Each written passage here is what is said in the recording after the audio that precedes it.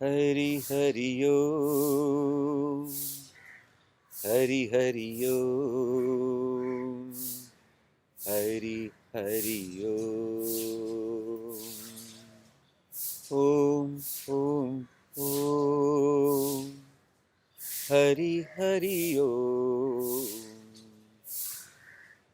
Om Om Om, Hari Hari Om, Hari Hari Hari Hari, Hari Hari Om, Hari Hari Hari Hari, Hari Hari Om, Hari Hari Hari Hari, Hari Hari Om, Hari Hari Om, Hari Hari Om, Hari Hari Om.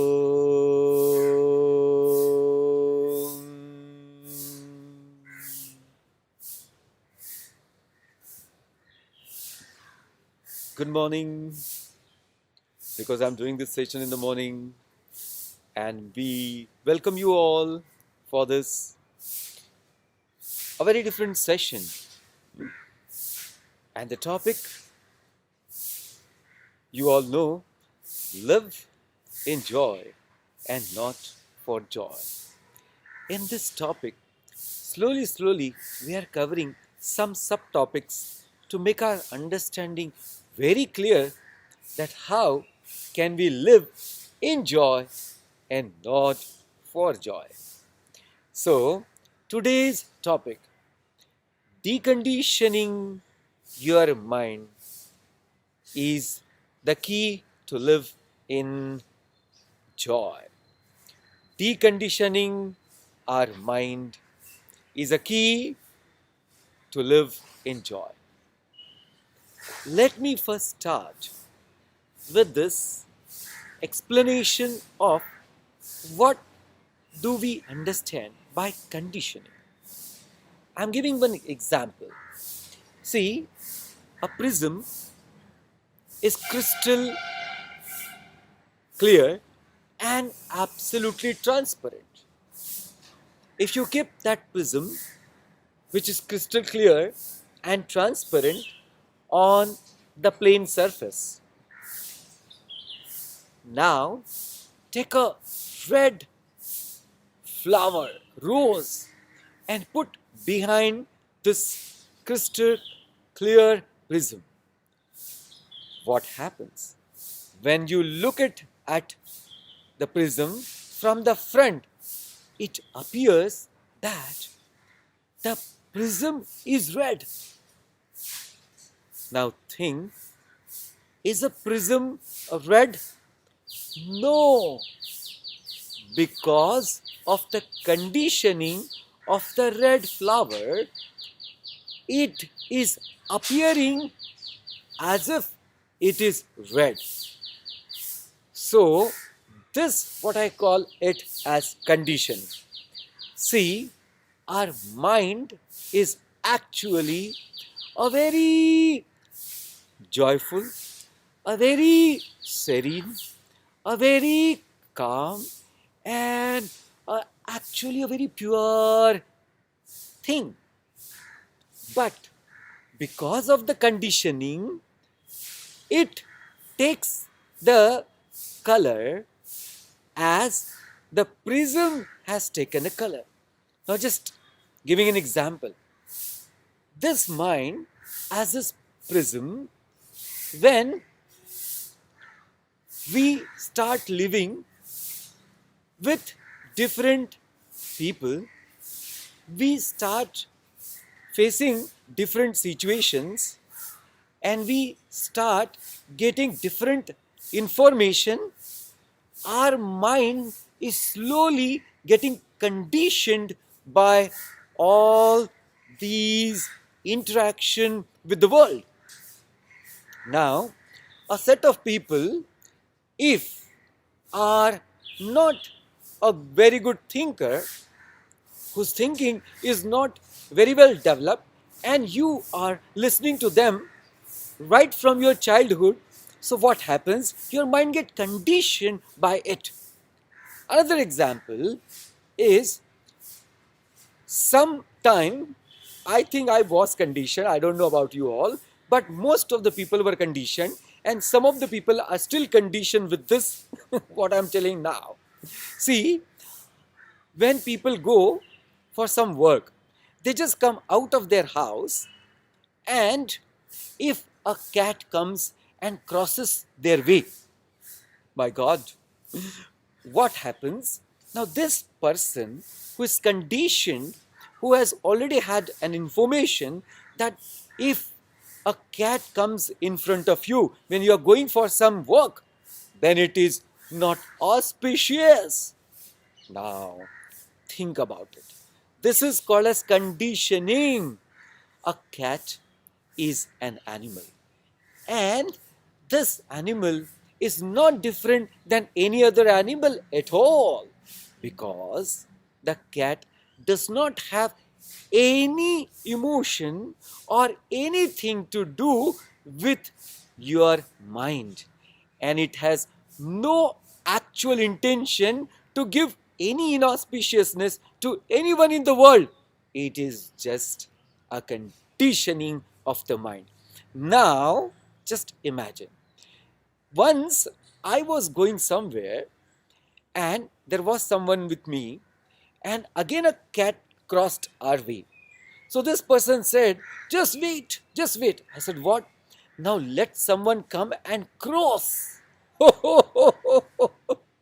I said, why? He says, no, no, that cat which crossed our way, now it is not auspicious, but let someone go now. So I asked one question to this person. That means knowingly you want someone to fall in any some auspicious or inauspicious condition. Think. Then that person started thinking about it. So just imagine, this is called as conditioning of the mind. Let me give a few examples to make our understanding very clear about this condition. Another example is a person who is sick with a disease called as jaundice. Jaundice is a liver disease, and when this person gets a jaundice, what happens? His eyes turns yellow, and it is a effect of this disease that he or she who is suffering with this jaundice starts everything as yellow, yellow, looks everything for this person yellow, yellow, yellow. Now just imagine, this person actually had seen the world before, and now with this disease it is seeing the same world with this effect of jaundice as yellow, yellow, yellow. But now we all know this world or anything in this world is not only yellow, yellow, yellow. It is just an effect of this disease called as jaundice. Yes or no? So therefore, now this is called as conditioning. For more example, like see, we all have some favorite food items in our life, and when they come in front of us, our mind just becomes so enthusiastic, so cheerful. Now the same mind, when this person is sick with any disease like a viral disease, simple, not this corona, simple viral disease, which even if you take a medicine or if you do not take a medicine, 3 days it stays and it goes. With little precaution like taking a lukewarm water and some sort of herbal tea, and it's all the medicine for the simple viral infection. Now just imagine the food item which I like so much taste absolutely ordinary, or there is no taste and we refuse to eat it just because my body is not now well. My tongue does not have a taste. So the mind says, I don't like it. I don't want it now. Just imagine that food item, which was a great joy for me or for that person, now it has turned to become absolutely ordinary, or it is not giving any joy for this person at all. How? It's because of the conditioning. It's because of the conditioning. Okay. Hope this conditioning is very clear. Now I give an example from the Mahabharata and the great source of knowledge, Bhagavad Gita. Imagine. See this Arjuna, who is a great warrior and a fantastic person also, a great devotee of a Lord. Now this person, from last so many years, when they were in forest as an exile, so they were preparing to get all the weapons to fight against this Kaurava, those who were always doing injustice to them. Now Arjuna was prepared and gained so many weapons because of the right direction of Krishna, who was telling him that you must have these weapons with you. So, with a great efforts, with a great tapasya, he could get all the weapons. Now, the war is declared because the Duryodhana could not understand the right thinking or right way of living the life. So this Duryodhana also think, see, he is also conditioned because of his uncle Shakuni. Okay, so that's a different story altogether. So now this Arjuna, who is ready to fight, has come on the battlefield, and who is a charioteer? My God, Krishna, the Lord of the universe, he himself is a charioteer. He says to Bhagavan Krishna, so let me see who all have come to fight with me. So Krishna takes the chariot and places this chariot in front of two great people, Bhishmacharya and Dronacharya. The moment Arjuna sees both of them in front of his own chariot, his mind get conditioned, the emotion starts flowing, and so much at so that he starts crying, he starts yelling, he starts talking all sort of things which has no meaning, but he himself keep thinking that this is what I am thinking is right.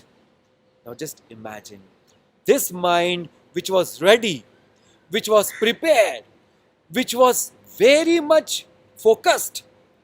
What happened to this mind when it saw both of them in front of the chariot? This is called as conditioning. The mind got deluded and covered by wrong notions, and therefore his whole energy, his whole enthusiasm, his inner power got completely drained. And Arjuna, the great warrior, the great hero, now because of this situation has become weak, so much so that even the bow he could not lift. It also fell down of his hand and started crying. Can you imagine? This is called as conditioning of the mind. So, please understand, these are very important things, how the mind gets conditioned. How the mind gets conditioned.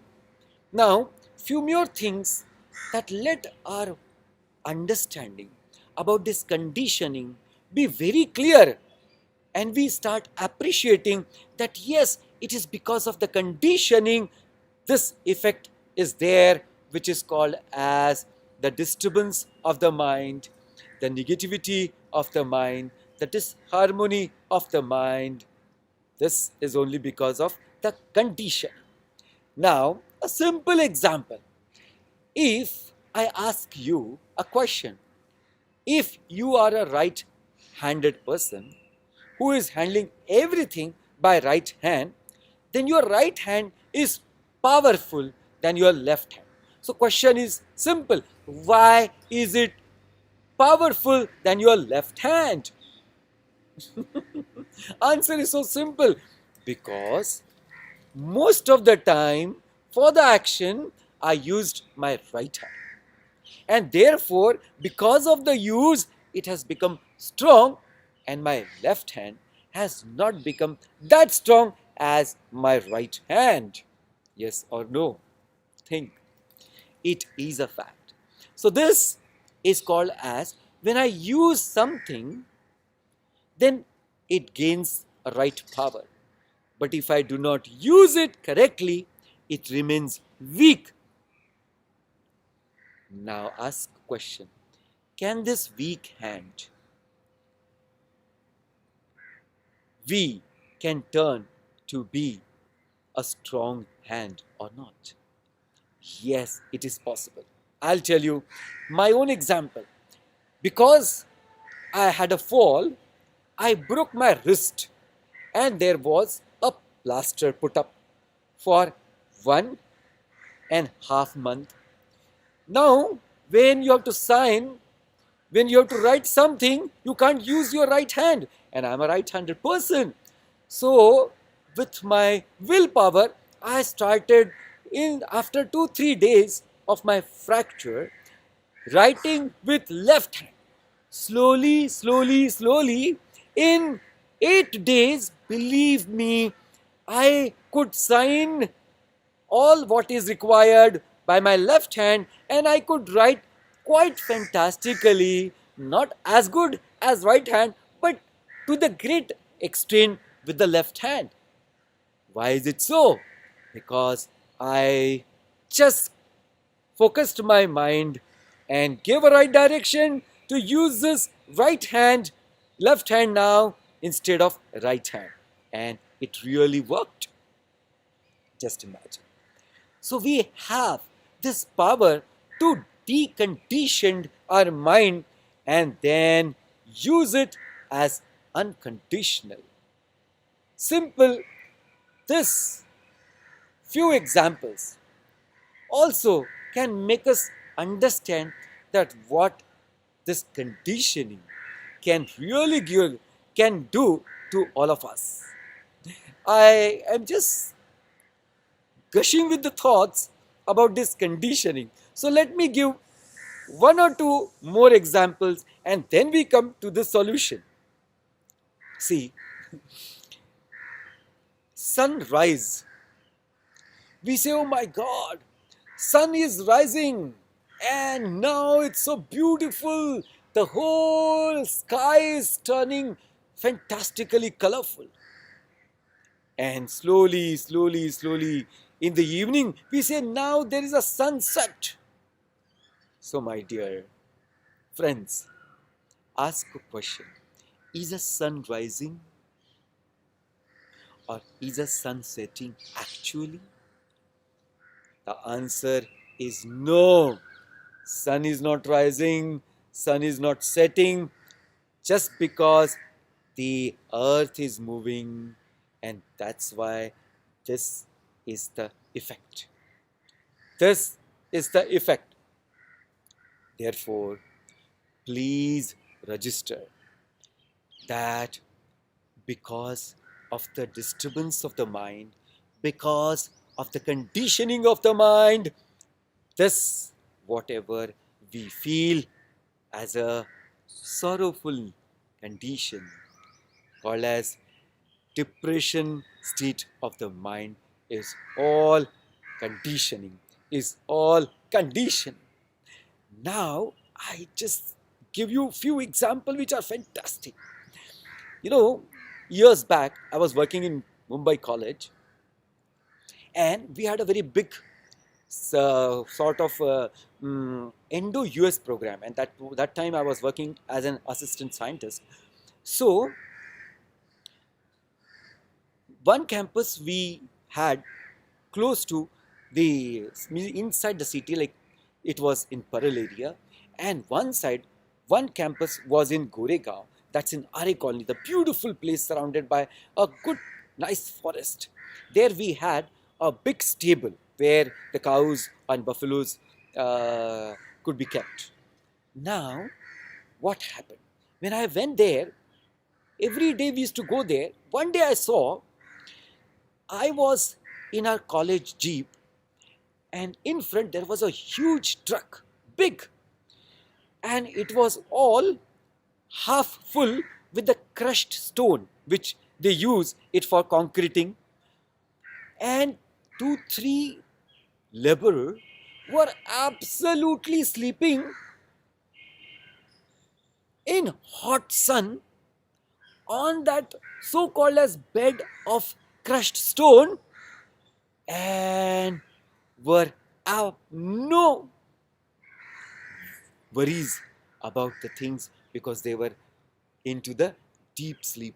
Because when the truck stopped in front, close to the signal, and our car was just next to it, I could realize, my God, just imagine, here there are people, n number of people, those who cannot sleep even by taking the pill, the medicine.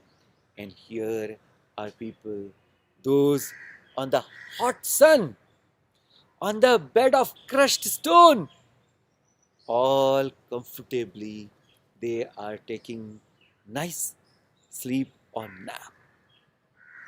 Isn't it a great example for all of us to understand how the mind gets conditioned?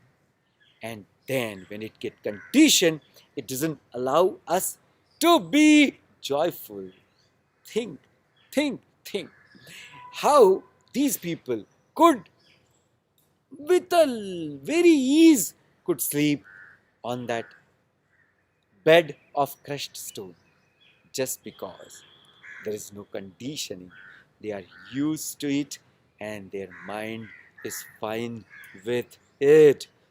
Please, please understand. Now, coming to the solution.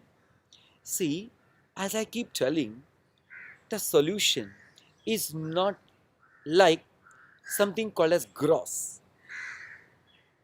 An object, this, we have to give it to someone, I gave it to someone.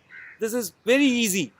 But when it comes to the mind is very subtle organ. It has nothing in it as a gross. You can't see the mind, but you can understand by experience of your feeling. You can understand it by experience of your feeling. Please now pay attention. How one has to understand the solution? I keep asking simple questions now. We keep playing a different roles in our life.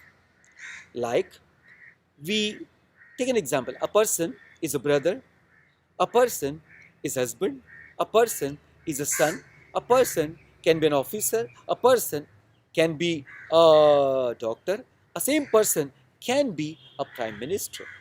Now, one person who is playing so many roles, now ask this person, which identity of yours is the real identity? Are you a brother and that's your real identity? Are you husband and that's why is it your real identity? Are you a doctor and because of that is it your real identity? So if you give a thought to it, then you will understand, no, this is not my real identity. All these are my roles as per the situation. If I'm a doctor and I'm in the hospital, then my identity as per the situation is doctor. If I am at home, then with my wife, then I am as a husband. If I am with my brother, then my identity is brother. But it's not that and that alone. That means in with situation is comes and with situation is goes. Such thing which comes and goes is called as relative. And that's why all our relation are called as relatives, because they are not permanent. They come, they go. Please think about it. Please note it. That that which comes and that which goes is called as relative, is called as relative relation. Now I'm asking a question. That sort of joy which has come because of something, if that has come because of something, definitely can go because of something. Like if a joy has come because of a very tasty food, so the joy will end when I finish my food and I just after an hour or so forget about this experience. To the great extent, it may remain in my mind, but that joy does not remain which was there when I was having that food item. Yes or no? Yes. So, this joy which has come because something has gone when it's not there. So, now a question can be asked. Think, what object or what person can give us joy for 24/7? Good question or not? Again I repeat, what object or a person can give us a joy 24/7? We can understand there is no such object, there is no such situation, there is no such person which can give us joy 24/7.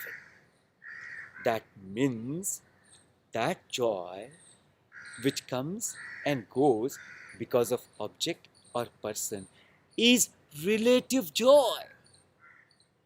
Is relative joy. I am just giving a name to it. Example. Now I just want to give an example of mine.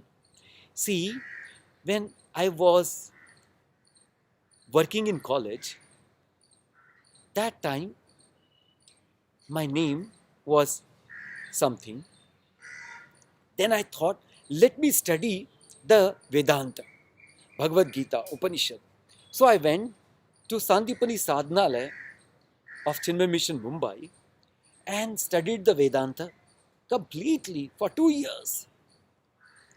After that, there was a choice whether to accept the spiritual life or can go to your normal life. But I accepted that, yes, let me now live this spiritual life with this knowledge and spread this knowledge to everyone.